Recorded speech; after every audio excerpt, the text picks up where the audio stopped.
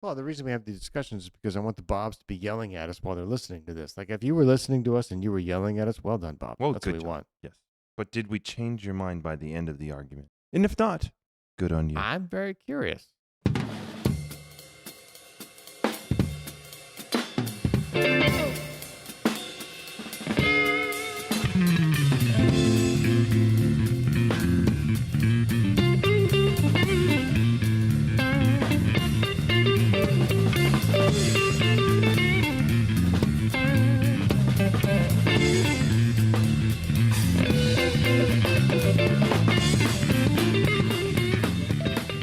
So this is the Fiddler wheated, small batch wheated bourbon, the ASW Distillery, Atlanta, Georgia.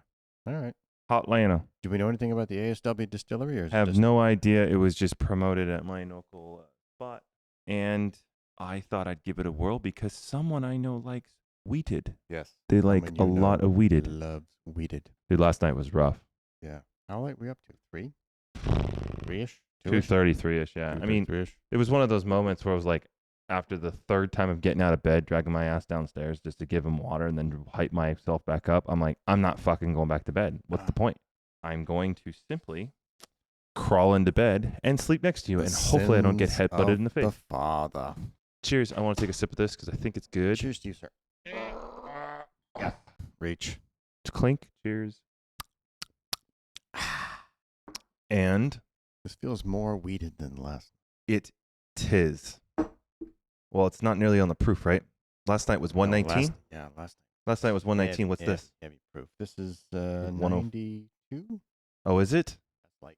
As some say, it's a little bit higher proof water. This is 92 proof. So 92 proof versus 120 was last night's.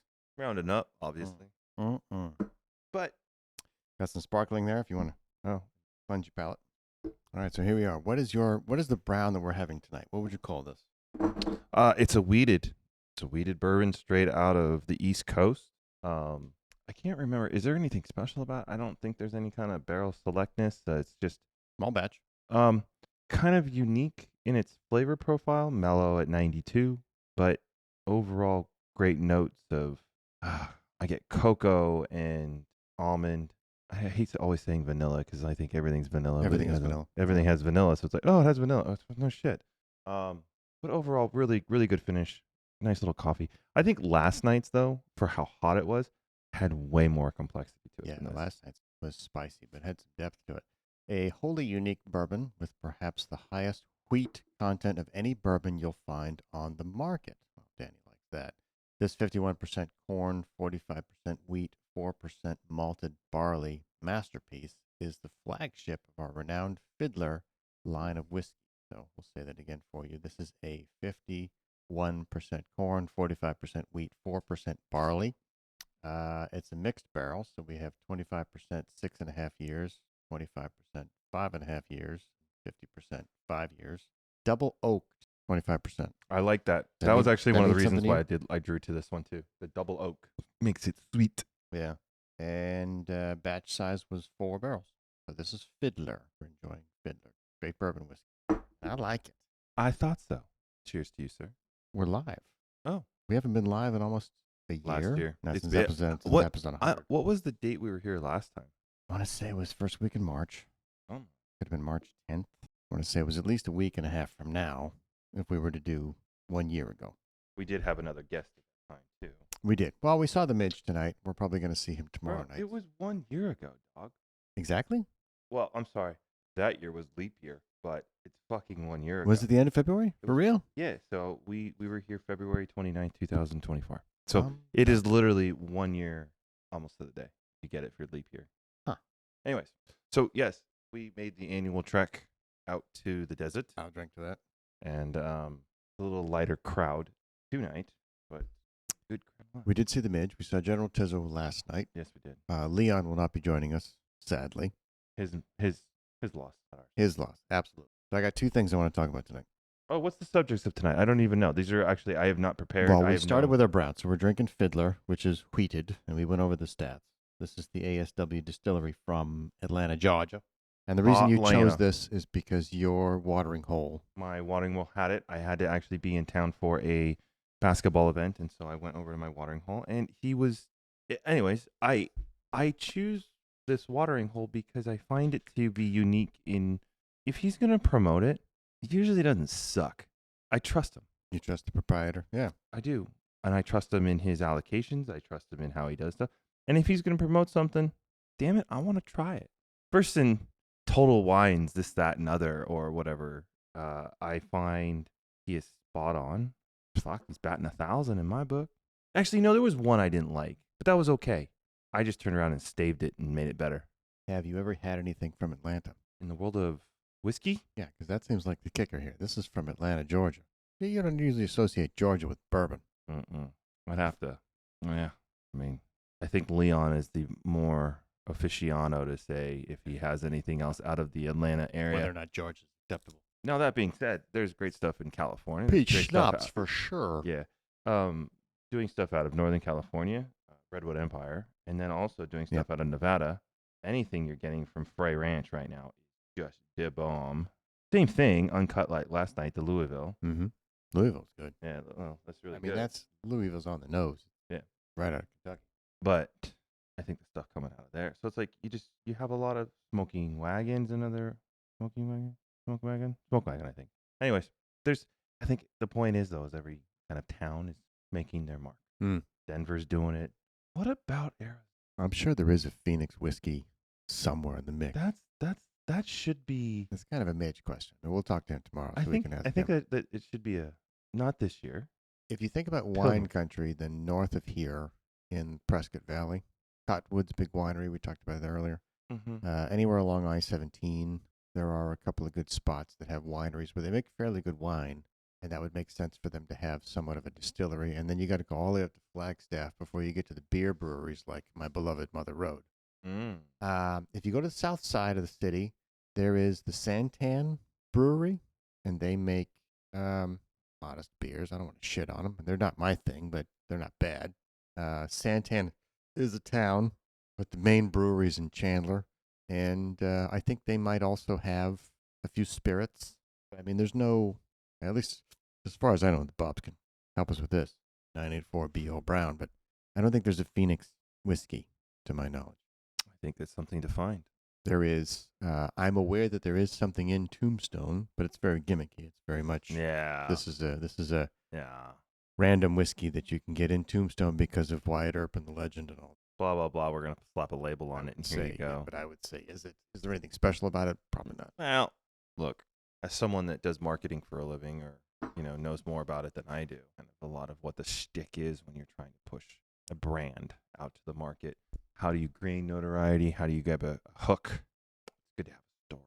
All of it is positioning. How can you say how you're more important than somebody else? And it can't be just the product itself. It now has to be a legacy or a history or magic. That's pretty typical. Oh, yeah. So what I wanted to talk about tonight was two things. One, you've regularly beaten me up on trusts. So I want to talk about trusts. Two, because we went to see the Seattle Mariners and the San Diego Padres tonight in a little preseason shootout, spring training style. I want to talk about the ABS system, the automatic ball strike system. I don't know shit about that. And where you fall on the concept of that as a follow-up to episode 76, where we talked about, this was 2 years ago, mind you. We were in Tahoe at the time. We talked about, was that 2 years ago? Yes, it was 2 Marches ago. I only had one kid at the time. Jesus. Did you? Shit. Okay. Did I have one in the oven? You got to do the math. Could I had one in the oven? No, I didn't.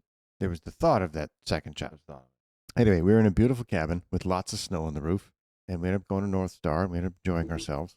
But we had a discussion about the size of the base, the pitch clock, and the defensive shift. I love that. I don't know that we argued too much about the defensive shift. I didn't care for it. Or the size of the bases, but we went back and forth on the pitch clock. And I think if we when we get into it, we know more now. And then there's the conversation that what have we seen as benefit and what have we seen as negative? Benefit is shorter games. True. Fans interaction is better. Attendance is up. Beer sales are down. Average game is 2.5 hours. 220, I think. Okay. number, but What are the don't other quote me. than beer sales? What are the negatives? Well, obviously the diehards hate it. Sorry, it's stupid. It takes the game, makes it too quick and too quick. I think what you are going to see is you have pitcher fatigue at a quicker pace. You're having more injuries to the arm, and we are going to see that to be more difficult for teams to make longer runs because they don't have the staff to make it. Is that because of the pitch count or because of the pitch counter? Pitch clock Right. counting Is quicker. it the clock or is the fact that their pitches are getting shorter? Because now they're pulling guys at 80 pitches. No, that's the way to manage the other side of the coin. But I think it's just too much repetition and too quickly, and the arm is just not in the seconds of recovery. I don't know. It's something to debate as we allow individuals to experience what the repercussions of something are or the benefits to them. So some guys are doing fine. Some guys that have more erratic deliveries. Because we know back in the day, the pitcher threw slower. We know that They've pitched a lot more. they pitched a lot more. They threw slower. The ball was softer. It didn't go as far. It was not. It was softer. It wasn't as tightly packed. Have they changed the distance to the plate No, or the height of the 66 mound? inches. Arbitrary ballpark to ballpark and how they structure it. Obviously, it needs to be within something, but I don't know. Let's get the laser level out.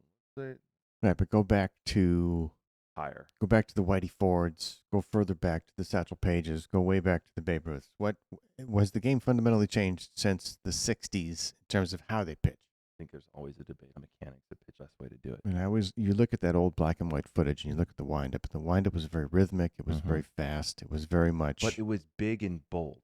Yeah. Big and bold means it's sweeping, like a windmill. Yeah. What are pitches today? Do you think from the stretches? Short, compact, and explosive. Yeah.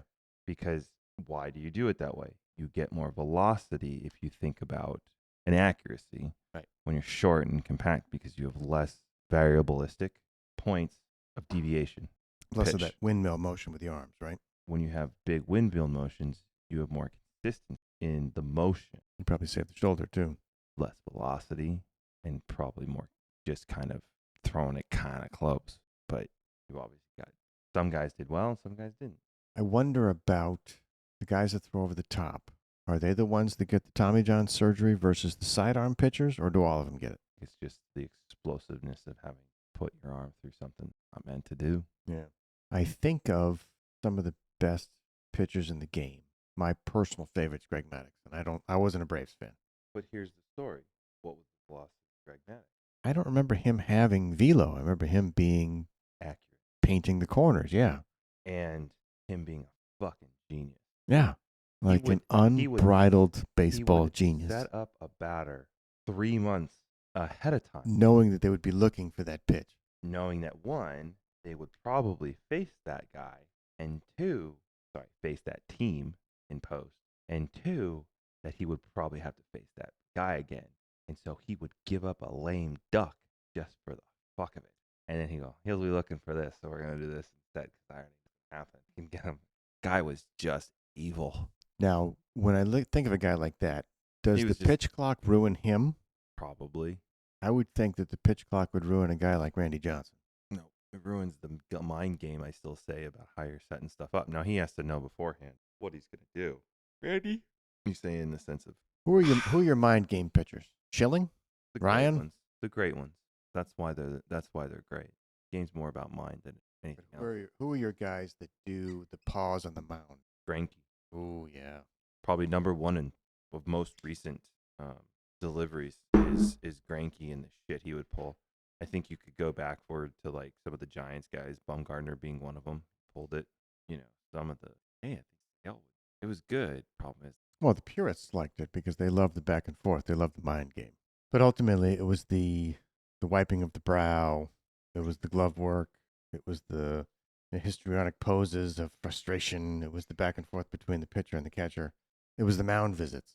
There's one thing that I like to do with my youngest Little League games is I'm the DJ. So I bring the gigantic speaker, and I stole this from one of the other teams that he was on. Every time there's a mound visit, I play the Jeopardy theme. Oh, yeah. Because in Little League, the games are 90 minutes, period. That's it. So you're on the clock. So if you go out for a mound visit, you as grown-ass man, know that the clock is ticking, and you know that talking to a 9 or a 10-year-old really isn't going to materially affect anything. Mm-mm. You're just burning the clock. Or you're saving time just to save time. Yeah. Right. Eat. You notice that they spend more time on the mound when they're winning. They don't have conferences when they're losing. Same thing in most sports. So it lends itself to that question. Is Like- that clock management? Is it rubbing your nose in the other team because we're winning, therefore you have to wait? Would that be allowed in other sports? It is allowed. Look at how you do it in soccer. Well, soccer has a continuous clock, right? Does, but you have extended time afterwards. For injuries? Yes, you call them what they want. Do you have Break. extended time for other reasons? You have extended times for anything from celebrations to injuries to whatever causes the spectrum of time that's supposed to be for the game to have dead time, and we tack it on at the end. And so it's a arbitrary, subjective, extended period for the first and second. Based on specific decisions made by the coaches. No, arbitrarily, simply by what the referee deems to be extended time needed to complete the 90 minutes. Would that apply to baseball? Well, baseball now wants to speed it up, so yes, it would. But you do the same thing in football. Do you see guys in football who are losing calling timeouts? Well, yes, that's actually too. It extends the time of the game, but whatever. Well, no, that's a fair point. Fair point. What I see out of football is they step out of bounds. And so there's always the play at the sidelines to stop the clock. There's some genius in that during the 2-minute warning, which I think is what the 2-minute warning was designed for, was you've got 2 minutes left. Now everybody should pay attention. Now is when it gets good. That to me adds some drama to the game. There's some suspense. There's a lot more in it. This is a better conversation. Well, then let's get into the main topic. So the automatic ball strike system is a robotic, camera-based instant replay feature. We saw a couple of episodes tonight regarding that. I saw actually it in work. It was quite fascinating. Yeah? And I think it was successful. The 2 or 3 that I saw tonight went in favor of the umpire. One, I actually went favor to the batter. Yeah? He called it. Well, actually, I forgot. I'm sorry, I missed it. What was the call on the field? So my It was the understanding ball is- for a ball 4. What was it? Oh, I don't remember that one. So my understanding of the system is the cameras are always watching, the booth is always watching, and the catcher can tap their helmet, the pitcher can tap their hat, or the coach from the dugout can tap. And usually the coach has no idea what's going on, so he has to rely on the pitcher or the catcher because they're the ones directly involved in the pitching. Typically, the pitcher is emotional and doesn't quite get it. The catcher's probably the most in tune with what's going on, and so if a catcher calls it, you can probably rely on the catcher. But in both cases, I don't remember what the call was from the umpire, but I remember it was a ball. And it was an inch or 1.1 or 1.2 inches off the strike zone. And I don't remember that much from the crowd. I remember it being a pretty blah It moment. almost glazes over it like you didn't even know what happened. But I think maybe the viewer on watching from the TV. Certainly the television audience. Yeah, they would have cared. I mean, I looked up and I saw it. So I do not know if it was called a ball or a strike. I think it was actually called a ball, and the pitch came in actually as a ball, and the batter was able to take his base. But same thing you see in tennis. It's quick. We don't arbitrarily argue. You just go in, out, get the beep, move on. Right, but you no longer rely on the coach in the big lifeguard chair, right? You now have the camera do it. You don't need to. Does it ruin the game? No. That's a loaded question in some ways. Do I think it loaded the game? I think eventually the game was going that way. I was sick and tired of watching bad calls. It's part of a philosophical question regarding the players versus. So it's I've talked to Leon about this offline. Think about this as the lawyers versus the judge. Do you want the judge to be human? Yes. Okay. So we take the position of if there's going to be a robot in the courtroom, it should be the judge. Take the position. The judge should interpret the rules, i.e. the law, and the judge should say, this is what the law says, this is what the law means, here is your argument, here is your argument, and based on the interpretation of the law, this is who wins, based on the presentation of the evidence by either side. That's what you want in a perfect world, but that's not the perfect world answer. Yeah, I mean, I don't know. Perfect world is probably fodder for a larger conversation. If you take the pitcher versus batter, which is prosecutor versus defense lawyer, and then you take the umpire, do you want the umpire to be human, or do you want the umpire to call it as it is according to the rule book, which would say robot umpires are required? Or do you want umpires to be human in such that they are fallible and they will decide when the rules do not apply to the game. I'm going to plead the fifth. I really don't know how to answer that question. That is a great survey question because I think you'd find it's very 50-50. I don't know how to answer that question. Do you want to be the purist to always be right? Or do you, and that's basically get rid of the human aspect completely and just have robots do it? I think about it from a different perspective. So I have children of the YouTube generation. Everything must be video. Everything must be on demand. Everything must be searchable. They don't watch live television because why? I can watch it later on my terms, on my time. And I think about the things that I'm scared make. when I have to go deal with this thing. Well, you Quasi will be thing. scared because who knows what it'll be by the time it's your turn. The only two things that have survived in the live medium are sports and news. And soap operas. Live? Oh, no, they're not live. Think about what you have to watch live. And why do you watch it live? Why do you have to see it now versus later? You're right. You can certainly add gambling as an element. That I understand that. But that leads into my argument That's about still news. fucking recorded. It has to be topical. It has to be, I am the first to know about it. That's why it's live. So that the gamblers or the people that have to know before anybody else, that's why it's live. The second aspect that I think applies to live is you don't know what's going to happen and you don't want to know what's going to happen. And I think the idea of objective rules that are very hyper specific make for better sport.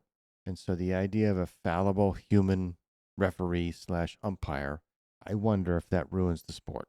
The guy that missed the pass interference call, the guy that couldn't measure that the toes were on the line, the guy that thought it was a strike versus a ball, the guy that kind of wasn't paying attention and still has to make the call anyway. I wonder if the robot is better as an arbiter of these are hard and fast rules. It is what it is. It may be a fair argument. Because I'm sick and tired of watching football games where you don't have pass interference and you're like, how the hell is that not pass interference? And then that's roughing the passer. Or a soccer match where it's, oh, well, that slide tackle was high versus another one was, I just stomped on his toe. Right. Like, it isn't consistent in a game. It's not consistent. And it isn't consistent across referees. And while you can go back and look, recheck, review, and eventually re-verdict the decision made on the field in post, still arbitrarily becomes to a subjective point in a lot of these cases. Versus the computer telling you it was a ball. And I think baseball's cleaned itself up a ton. Like a ton. The last thing to come is what we're discussing now is how do you address balls and strikes that aren't balls and strikes? Would we have outcomes that look much different in the sense of World Series victories? Probably. Will we also have outcomes different in football Super Bowls? If you called holding when they were holding? Yeah. Kansas City Chiefs. Well, why was that a thing? Because they're fucking holding constantly. Call it out. They had 10 fucking holding calls. Why did people think that the Chiefs had a bias with the refs? People talked about the Patriots the same way. There's a bias. There's a human element to it. There's a human element and the humans, even though they're supposed to be impartial, they're probably going to have a favorite team based on what they like about the sport. And to suggest that somebody would become an umpire of a sport that they don't like, I don't buy it. Which tells me that every umpire, every referee that walks onto that field loves that sport, which means they probably have an opinion about either of those teams. And if that opinion is there, doesn't logic suggest that they're going to go towards either the team that they like or away from the team that they hate? And so why wouldn't we have robotic umpires that by definition don't have any bias? So this is the age-old argument, which I wish Leon was here for, because I think we both would say, get rid of the fucking refs, just put a square, have a dot, ball, strike, and you could have the umpire sit behind there, and all he is there to do is be a dot and manage the game. He manages the game. All he does. And maybe he makes a call at home. How often is there a call at home that you're part of? In the sense of a call, but the call can be freaking reviewed afterwards anyway, so it's really arbitrarily what he's doing. Right. So is there a bad camera angle whereas that would the umpire, overturn his point? Right.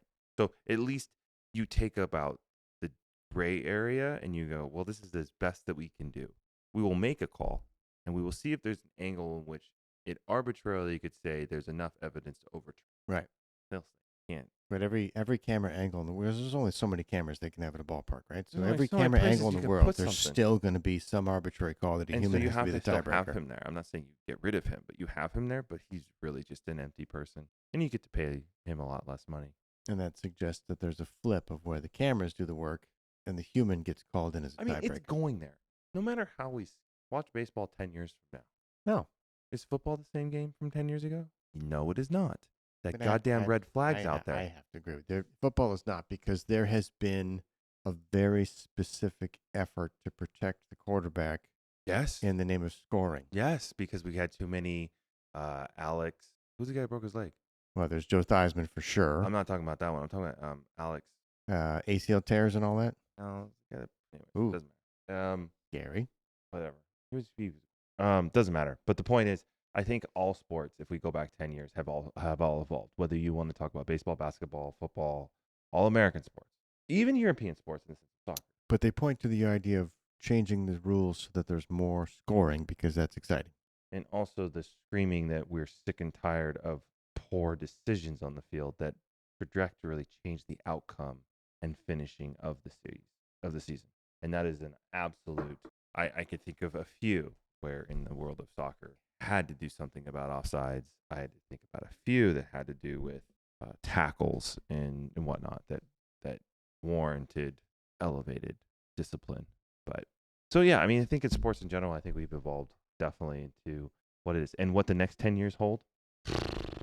I don't think we have umpires behind the plate. I really don't. We just let the camera do the work. We get the camera do the work. They do the hard work, the balls and strikes part, and then we move on to the next part with the guys on the field just basically umpire saves and outs, and that's it.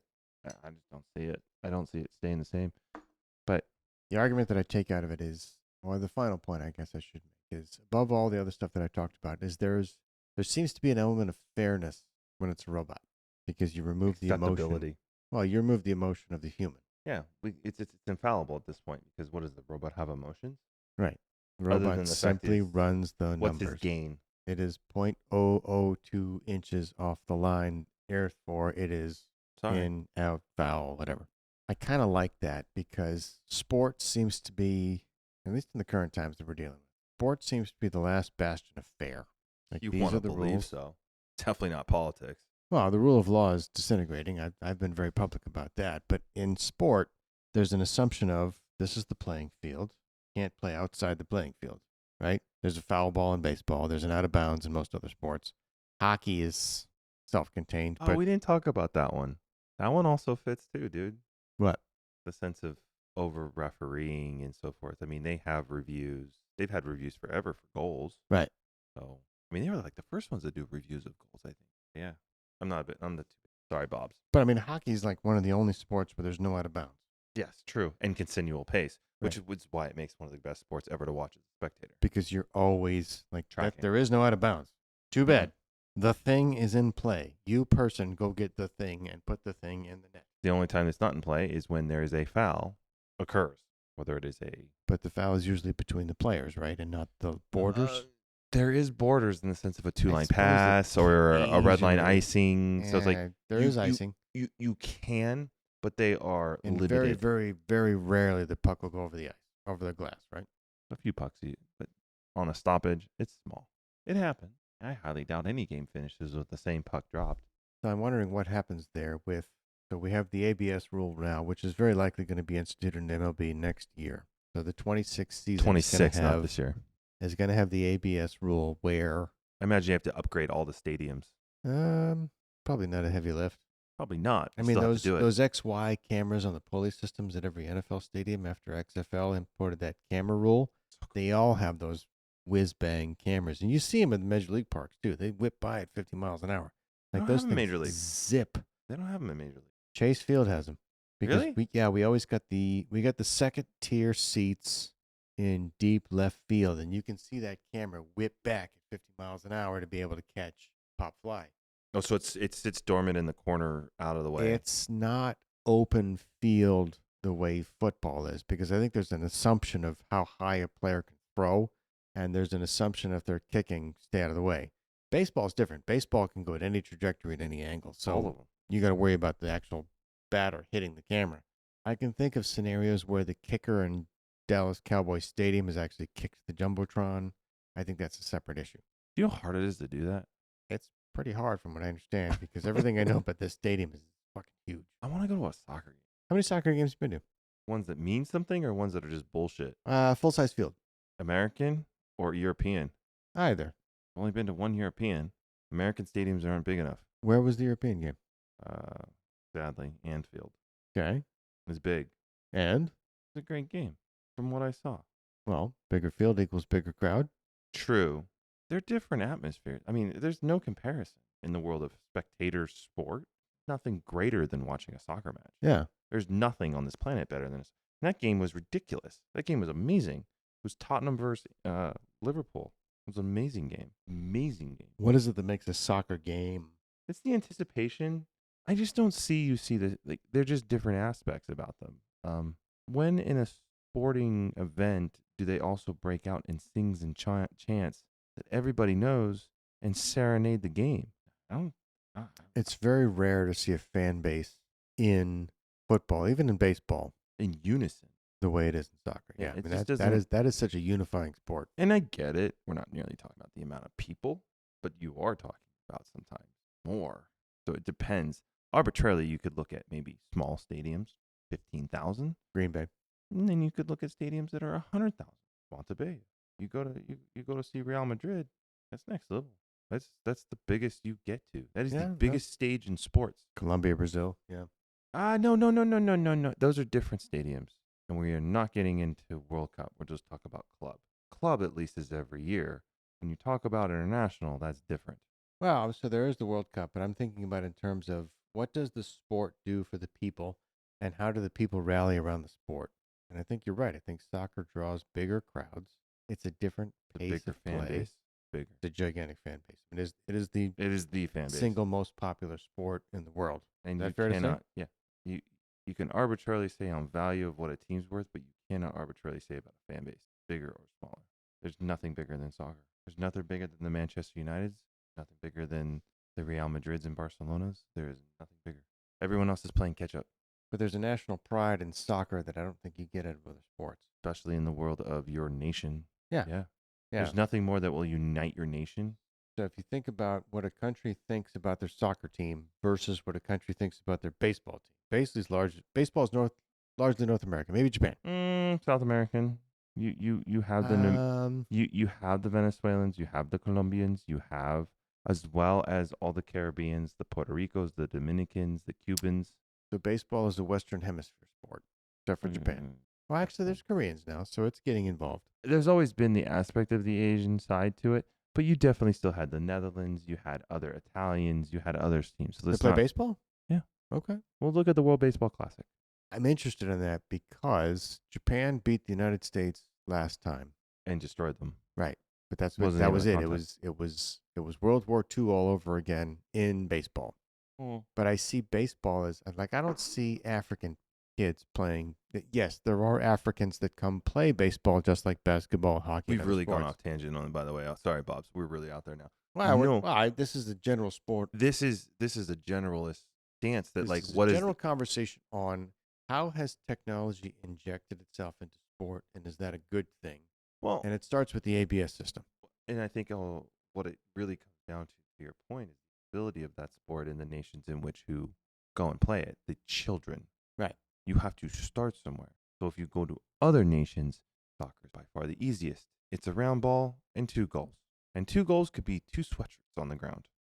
Doesn't take much. It's a bunch of kids and a ball of tape on a lawn, right? So then we talk about rugby. All right, fine. That's a boundary, Soccer a that ball. you hold. Yeah. So, you have that. And then, but you also still have to have an uprights to kick a try. You can't not have that. Okay. Typically, honestly, can't really play rugby on dirt unless you want to really Yeah, but be what would your uprights be? fucking sticks. I don't know what to tell you. You got to kick it Sticks or through. flagpole? Yeah. It's not easy. Football, don't go there. Way too many pads. Football seems very complicated because of American largesse. It's just fucking It's way too armor many rugby, rules. right? It's too many goddamn rules. We'll play flag football. Flag football. How nice. It's still too many fucking rules. So that one's out. It's most expensive. I think baseball is also one of the most expensive. leather gloves, baseball bats.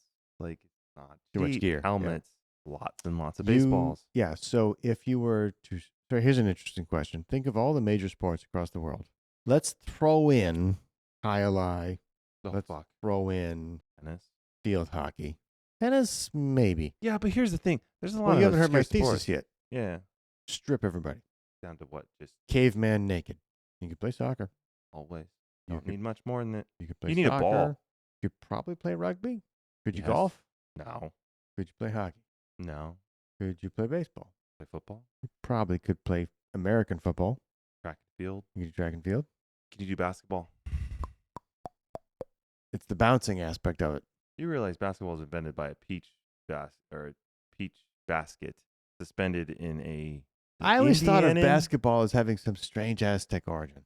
No, fucking guy trying to figure out how to keep kids athletic while in the middle of depths of winter. Period. That's the fucking answer. By the way, soccer is also played 365 days a year. How many of these other sports don't fucking play 365? Good point. That's a solid point. I don't think you can play football. You could. You don't. You don't. And I understand we've seen a World Cup in Brazil, so you can play soccer. You just have to have hydration breaks because it is dangerous. And we played soccer in Qatar. So F you again. You can play that sport 365 days a year. I can give you superhuman. I can give you super dry and hot. And it will play. And we all love one of the most exciting things to watch is a fucking Blizzard soccer game. It is a shit show on steroids. You think a snowball in Foxborough is fun? watch a Denver, Colorado soccer match in the middle of a blizzard. You know, That that's is interesting. a fun fucking game. That's interesting to me because When I it would think means that something. I would think that sport would have a weather delay. The only weather delay I've ever seen in sports, the only one that exists, lightning is the only one that exists. And that is more because of the fan base. That is not about the players. Well, maybe it's. Well, I mean, in football, in American football, let me be more precise. In American football, passing goes away in weather. If it's muddy, if it's snowy, if it's raining, if it's ugly, So in soccer, man, you know that you passing can't just turns into throw a the shitstorm. ball. You know that you have to run it. And so then it's a handoff. And it's simply who can block and maneuver through holes accordingly. Soccer kind of requires free movement of the ball, doesn't it? Fun. I mean, you don't hand off the ball in soccer. You foot off the ball, and feet are not articulate. It becomes the ball will still go through it, just not accurate and not smoothly. It loses that effect. Does But MLS do snow, or is that a European thing? all do it. I will say that I've never heard of a snowy soccer game. I'm intrigued now. Oh my God, go Google like the freaking game against I think it was Costa Rica against the U.S. in Denver. They filed a petition after the game because they said it was unfair weather conditions, and the U.S. was like, "You fucking wanted to play." I'm fascinated because We baseball told you we goes, didn't wanna ew, it's play." wet, and they cover the field in Yeah. a tarp. That's my point, though. And football, we all know a football game that is snowing is it is fun to watch, but it is not entertaining as a fan. Pretty shitty.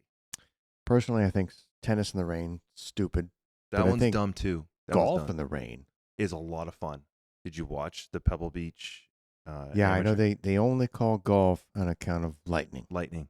That, You know what I'm saying? that You're would not be gonna get that- exciting. you're So not gonna get golfing that in in the rain NorCal. sounds like super fun. No, you're not going to get that in NorCal. So they play that, which I think is great because golf is not just one day; it's a span of days. And so the span of days basically means you can have all different weather conditions change. Right. And so while you may play well at one day under X conditions, you'll play terribly on the next one, which is the great part about golf. It's the great equalizer, which we always forget about in golf. Do you find any crossover between golf and surfing and the fact that there are multiple days? Surfing, to my knowledge, is we don't know what Mother Nature is going to give us, and the waves can suck from day to day. Therefore, we're going to do multiple days because of the waves and the unpredictability of the waves. I think watching surf competition is one of the most exciting. I don't know what to tell you. You just have to continually watch it. Because you don't know what kind of waves you're going to get. You have no idea what the swell is going to do that hour, what the player is going to do, what the rotation. It becomes a So- real arbitrage. Is it fair for me to bring? We're so off tangent. Is it fair for me to bring that back around to say that surfing is fair Yeah, because the ocean is the great arbiter of how the game is it played? gives you what you can only make out of it. But it's the same thing in baseball. Well, If you that's how we gave- can close this discussion. Is the ABS, is the automatic ball strike Which- system, does it make the game more fair? I think the answer to your point is you use electronics in sports like snowboarding and soccer where they can leverage technology to spit out a score or an overall rating. And then we look at baseball, it's still trying to spit out what was, what wasn't in a law. Right. Just the same way as that was a better turn, that was a better flip, that was a better turn, like whatever cut, however you want to look at it, size, wave, speed, velocity, all the other stuff. It could take all these points. So it's like, is it then dictating what is the best? And I guess your point is the answer is yes, because that's what we want. We want to have the winner be the winner.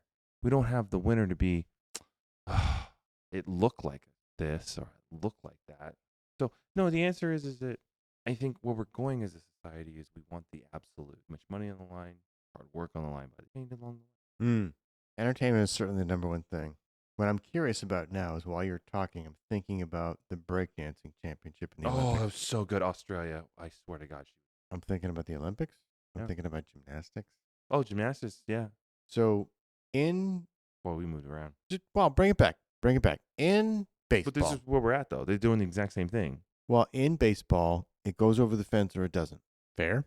But you have a review to make sure it went over the fence Right. because sometimes it hit the yellow line. But again, it comes back to, was it fan interference hanging over, and where would the ball's trajectory land? again, that's the subjective thing that a human can answer that a camera probably can't. But you still have that basic thing in the rules of it goes over the Correct. fence or it doesn't. That's Well, the point. That's my point. That's my point. You nailed it. Yes. In football, it goes over the line or it doesn't. In tennis, it goes over the line or Bullshit. it doesn't. Football's a fucking arbitrage. Did they see the ball actually get over the line, or they feel like the ball went over the line? I'm Because going I back look at to, that tush push that Eagles do. Yeah, and I'll be like, we can talk about the tush push. What I'm thinking about is in terms of arbitrary rules regarding binary concepts of yes or no. If it goes over the line or it doesn't, tennis. If it goes over the fence or it doesn't, baseball. When you're thinking about an artistic interpretation of expression like gymnastics is never going to have a camera ref because that's not how that works. Synchronized swimming is never going to have a camera ref. Maybe horse dressage or steeplechasing, that might have some element of camera to it.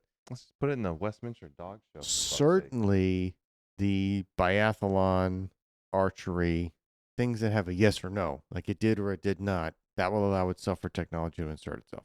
What we don't talk about, which I don't want to bring up because we're not going to have time, is what about those sports that are subjective, that are based on the artistry and the craft Oh, stop it. of how well you exert it? This So, is well, why you brought up breakdancing. diving. No, there's definitely a rule. There's set rules in diving. Can you apply a camera to diving? Because it's based on interpretation of artistry. Totally interpretation of artistry. You bring in Greg Louganis when we were kids. Dude was a champ. He's so awesome. Knocked his head on the board. Awesome. The Chinese looked at his technique, Copy. dissected it, completely broke it down. And by the time they got to Barcelona, they took his technique and they ripped it. And it was perfect. And then beyond that, every diver after that could do 5 backflips or whatever his magic was. Can you apply that to a camera and say, yeah, they did that? Because it's human movement. You got to take the size of the person, you got to take the mechanics, you got to take how they look, and you got to take how they interpret their collision with the water. Because humans are humans and water is water. So part of what I'm getting at with the whole ABS discussion is based on the dynamics of baseball, the size of the players, the bat, the ball, does it enhance the game for the better? I would say yes. Yes, I agree. Okay. Then I love it how we that's- talk ourselves into our answers. But yeah, I think they would, as we've, I'm not going to word debate, but dissected the question. But, of course, we don't know unless you tell us. BottleOfBrown@gmail.com, 984-BO Brown. That wraps up this episode. Thank you very much. You can find us wherever you get your podcasts, Apple, Spotify, YouTube. Share your favorite episode with a friend. Give us a like. Give us a comment. The more comments we get, the more people can become part of the Bottle of Brown community. Till then, share a quiet drink with us next time. Same brown time, same brown channel.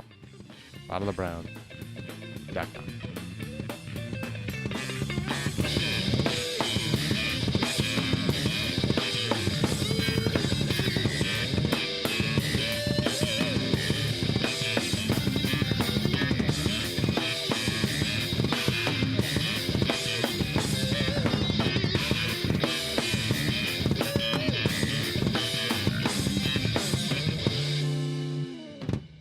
place is dead anyway, man.